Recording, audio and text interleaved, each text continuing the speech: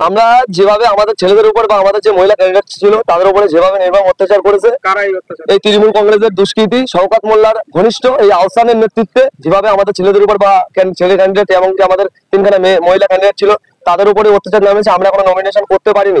আমরা চাই অবিলম্বে এই মাদ্রাসার যে নির্বাচন অবিলম্বে বন্ধ করা হোক, নেক্সট টাইম একটা ডেট দেওয়া হোক, সেই ডেটে যেন ভোটটা হয়। আমরা আমাদের তরফ থেকে আমরা এতটুকু চাই, এই নির্বাচন যেন ক্যান্সেল করা হয় বা যেন এই নির্বাচন যেন বন্ধ করা হয়। মারধরটা আমরা বললাম তো, আমাদেরকে বললো কোনো জমায়েত করা যাবে না। আমরা পুলিশকে ভরসা করে, এই কলকাতা পুলিশ আমাদের যেভাবে ভরসা দিয়েছে সেই ভরসা রেখে আমরা কোনো জমায়েত করিনি। আমাদের 6টি ক্যান্ডিডেট এবং সাথে সমর্থন এবং যারা আর একজন করে তাকে নিয়ে 18 জন ক্যান্ডিডেট, টোটাল 18 জনকেও আমরা পাঠাইনি, আমরা 6 জনকে পাঠিয়েছিলাম যে ওখানে নমিনেশন 6 জন গিয়ে জমা দেবে। তখন দেখলাম কি হঠাৎ থানার সামনে, থানার মধ্যে আমাদের তৃণমূলের এই আহসানের নেতৃত্বে আহসান সামনে থেকে আমাদের ছেলেদের বেধড়ক মারধর করলো এবং আমাদের মহিলা যে ক্যান্ডিডেট ছিল তাদেরকেও ছাড়েনি। সেই কারণে এখনো আমরা নমিনেশন করতে পারিনি। আমরা এতটুকু বলতে চাই যে এই নির্বাচন, যে মাদ্রাসা নির্বাচন বন্ধ করা অবিলম্বে, নেক্সট টাইম একটা ডেট দিক, সেই ডেটে নির্বাচন হয়। সাথে সাথে এই ভাঙড় তথা পশ্চিমবাংলার মানুষকে এতটুকু আমরা মেসেজ দিতে চাই, এই ভাঙড় থেকে আজকে আপনারা জানেন নিশ্চয়ই শিক্ষার জায়গাটা কোন জায়গায় পৌঁছে গেছে।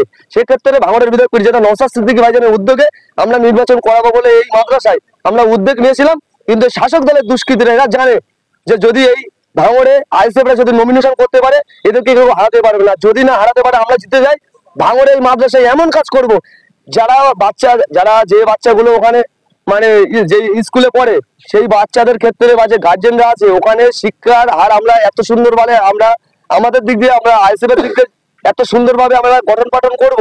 ওরা জানে প্রতিটা স্কুলে তো ওদের সব মানে ভোট তো জীবনে করায় না, ওরা বিনা ভোটে ওরা জিতে আছে, কলেজ থেকে শুরু করে যাবতীয় জায়গায়। যদি একটা জায়গায় আমরা জিতে যাই, যদি আমরা কাজ করে দেখাই, তাহলে তো ভাঙড়বাসী উত্তর চাইবে যে এতদিন তোমরা ছিলে, তোমরা কি করেছো। সেই কারণে আমাদের এত কিছু ভালো দেওয়ার মেন ব্যাপার। সর্বপ্রথম থানার মধ্যে সিসিটিভি ক্যামেরা আছে, আপনারা জানেন নিশ্চয়ই। আমরা আমাদের বিধায়ক নওশাদ সিদ্দিকী ভাইজান দলের চেয়ারম্যান তাকে জানিয়েছি, সাথে সাথে আমরা সোশ্যাল মিডিয়ায় বা আমরা তো দেখেছি।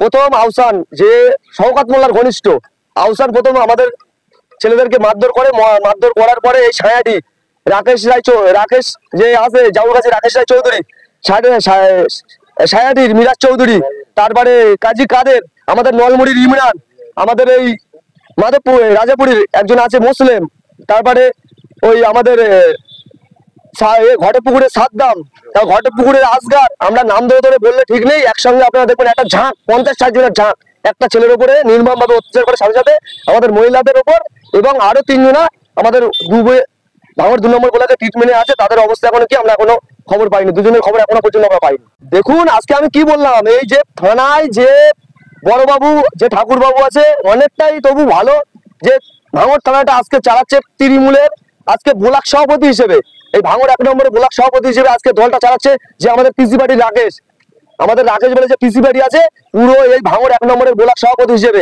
আমরা এতটুকু বলতে চাই, স্যার আপনার গায়ে থেকে যে উদ্দিটা আছে সেই উদ্দিটা সম্মান করি, আপনাদের কিন্তু আমরা সম্মান করিনি।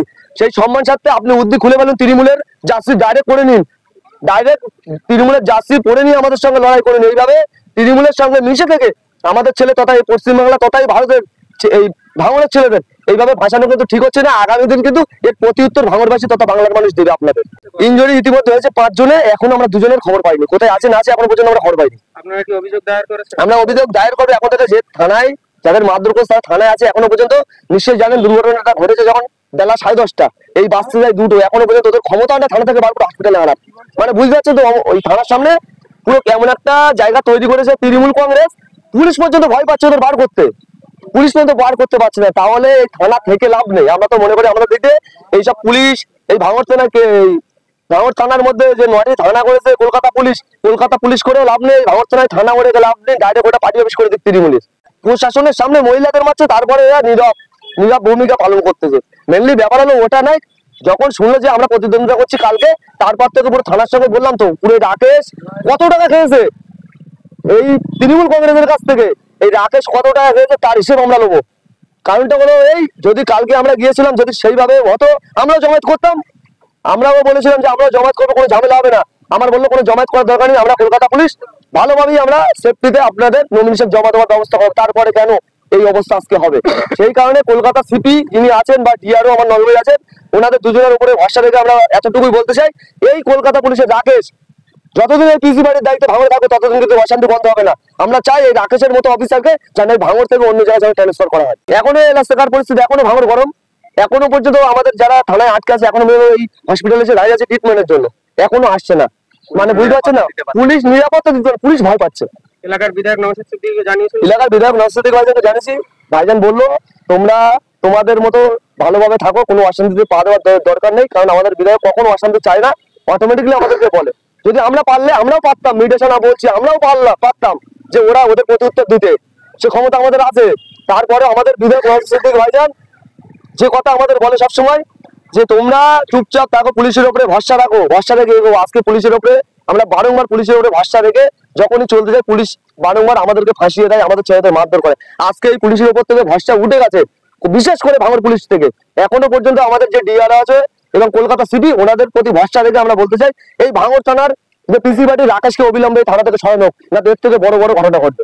দেখুন একটা ছোট্ট এক্সাম্পল, একটা মাদ্রাসা নির্বাচন, একটা মাদ্রাসা চালানোর জন্য যে 6 জন ক্যান্ডিডেট দাঁড়াবে, তার জন্য ভাঙড় 1 নম্বর ব্লক, ভাঙড় 2 নম্বর ব্লক, কেন পূর্ব সারা জায়গা থেকে লোকে নিয়ে স্কুল দখল করতে হচ্ছে। মানে বুঝতে হবে ম্যানেজমেন্ট কমিটি যে হবে ইলেকশন জেতার পরে ওই স্কুলের খাতে, উন্নয়ন খাতে কত কি আসে ভালো করে বুঝতে হবে আপনাদের। আজকে এত লড়াই কেন? 5,000-10,000 বাইরে থেকে লোক একটা স্কুলের জন্য এত লড়াই কেন? ওখানে যে আছে হেডমাস্টার বাহারুল, যে জেলা পরিষদ ওনার বড় ভাই, মেনলি ব্যাপার হলো স্কুলটা, ওই যে মাদ্রাসা বলো, কলেজ বলো, যাবতীয় জিনিস ভাঙড়ে যা চলছে সবই চালাচ্ছে এই তৃণমূল কংগ্রেস তথা এই আমাদের যে শওকত মোল্লা নটরাজ ক্রিমিনাল, ওনারই মানে কাছের লোক এই আহসানের মতো কিছু লিডার, বাহাদুরের মতো লিডার, এরাই পরিচালনা করছে। দেখলেন না একটা শিক্ষককে কিভাবে 2 নম্বর ব্লকের একটা গাঁজাখোর কিভাবে মারলো রাস্তাঘাটে ধরে, তার আগে দেখলাম এদের কালচারে পরিণত হয়েছে। দেখতে পাচ্ছি যদি আইএসএফ প্রতিদ্বন্দ্বিতা করে আইএসএফ জিতে যাবে, আমাদের অস্তিত্ব থাকে না, সেই কারণে এত কিছু করছে। আমাদের টার্গেট 26। একটুখানি যদি মনে করে ওরা যে মাদ্রাসা ভোট নির্বাচন বন্ধ করে ওদেরকে দমিয়ে দেবো, তাহলে ভুল ভাবছে। এর প্রতি উত্তর আমরা 26-এ দেবো। এই ওরা ভাবছে যে ছোট্ট একটা এই ভোট নষ্ট করে ওদের হয়তো 26-এর ভোট নষ্ট করে দেবো, যারা ভাবছে ওরা ভুল ভাবছে। এর প্রতি উত্তর আমরা 26-এ দেবো। দেখুন কারণটা হলো এই, আমরা যখন শুনলাম যে হাই মাদ্রাসা নির্বাচন, তারপরে আমরা থানাতে জানাই। কালকে জানানোর পরে আমাদের থানা, আমাদের রাকেশ বাবু যিনি আছে পিসি পার্টি, তিনি আমাদের উৎসাহিত করে যে পুলিশ থাকবে, কোনো রকম ঝামেলা হবে না, আপনাদের কোনো রকম না যেন ওখানে কোনো ভিড়ভাড় থাকে, এবং সাথে তৃণমূলের কেউ থাকবে না। আমরা সকালে দেখতে পাই, সকালে অথবা কালকে রাত্রিরে 2-3টের দিকে আমরা থানাকে ইনফর্ম করি যে স্যার জীবনতলার দিকের কিছু শওকত মোল্লার কিছু দুষ্কৃতী হাই মাদ্রাসায় ভিড় করে, এমনকি রিন্টু বাহারুল আপনারা চেনেন, জেলা পরিষদের ক্যান্ডিডেট, তার ভাই মুস্তানি করে যে রিন্টু, তার বাড়িতে হাঁড়িতে করে বিরিয়ানি রান্না হচ্ছে, ওরা ওখানে খাওয়া দাওয়া করছে, ওখানে আছে। কালকে সকালে হয়তো অসুবিধা হতে পারে, প্রশাসন বলছে আমরা দেখে নেবো, তোমাদের না যেন কোনো রকম ভিড়ভাড়টা থাকে।